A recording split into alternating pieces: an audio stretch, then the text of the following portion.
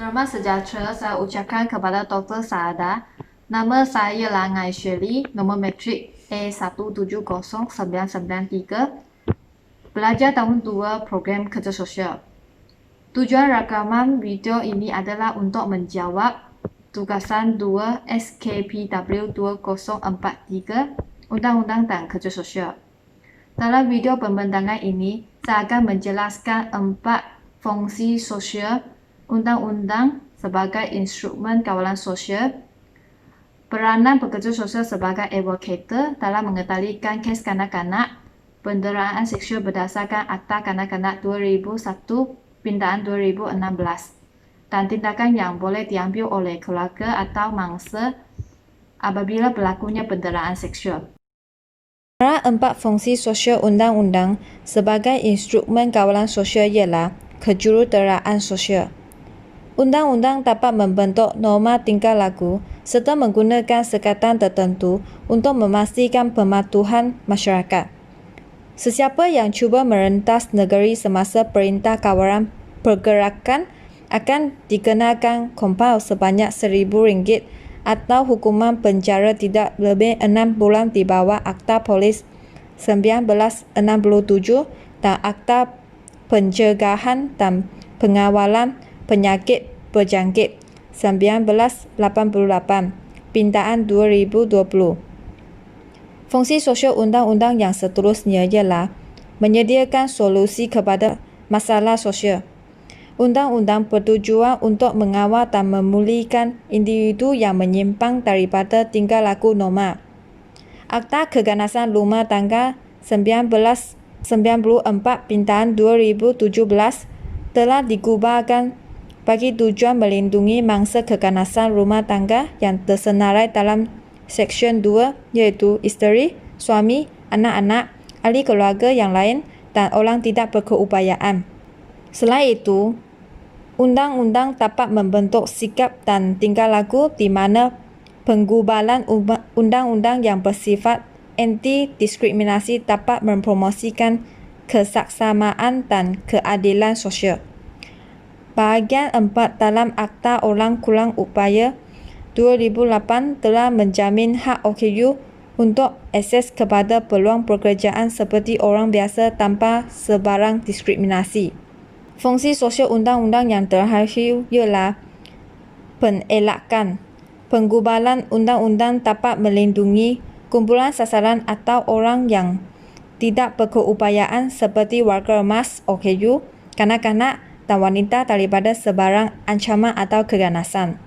Tujuan Akta Kanak-Kanak 2001 Pindaan 2016 adalah untuk memberi perlindungan kepada kanak-kanak serta mengatasi masalah-masalah remaja seperti perbuatan maksiat yang tidak terkawal dan kegiatan jenayah.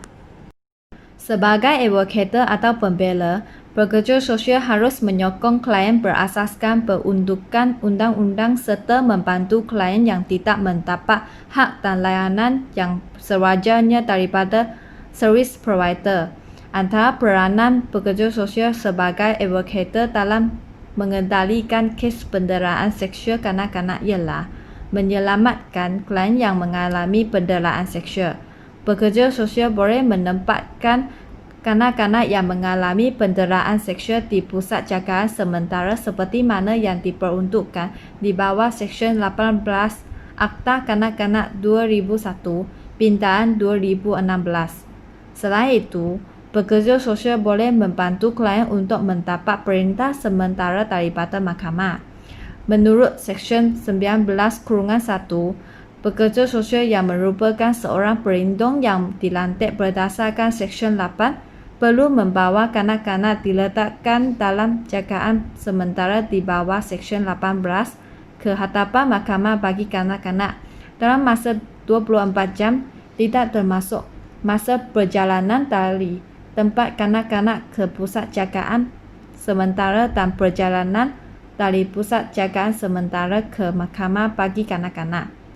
Di samping itu, pekerja sosial boleh membawa kanak-kanak yang didera secara seksual untuk mendapat perawatan, perubatan atau pemeriksaan.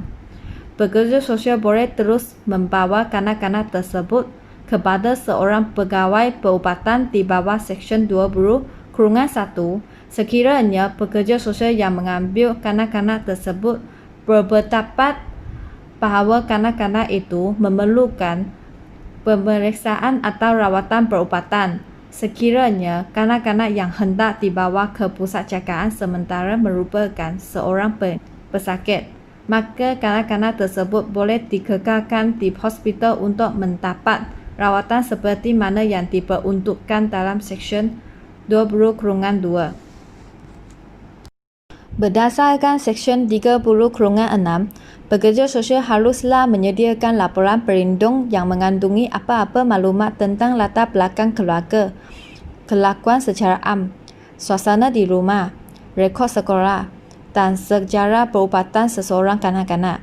Tambahan pula, pekerja sosial juga boleh memasukkan apa-apa laporan bertulis seorang pegawai kebajikan masyarakat, pegawai perubatan berdaftar atau mana-mana orang lain yang difikirkan layak untuk menyediakan suatu laporan mengenai kanak-kanak itu oleh Mahkamah Bagi Kanak-kanak.